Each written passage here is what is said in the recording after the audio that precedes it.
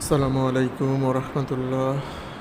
আমাদের দৈনন্দিন জীবনে পরিবহন একটা গুরুত্বপূর্ণ বিষয়। আমরা প্রতিনিয়ত কোনো না কোনো পরিবহনে যাতায়াত করে আমরা আমাদের গন্তব্যস্থলগুলোতে পৌঁছাই।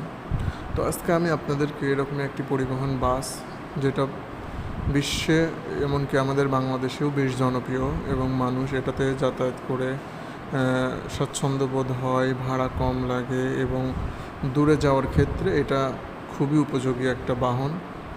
তো এটা হচ্ছে আমি এখন যে ভিডিওটা আপনাদের সাথে শেয়ার করতেছি, এটা গাবতলী ঢাকার বাস টার্মিনাল, যেখান থেকে দেশের বিভিন্ন প্রান্তে মানুষ বাস ব্যবহার করে যাতায়াত করে থাকে।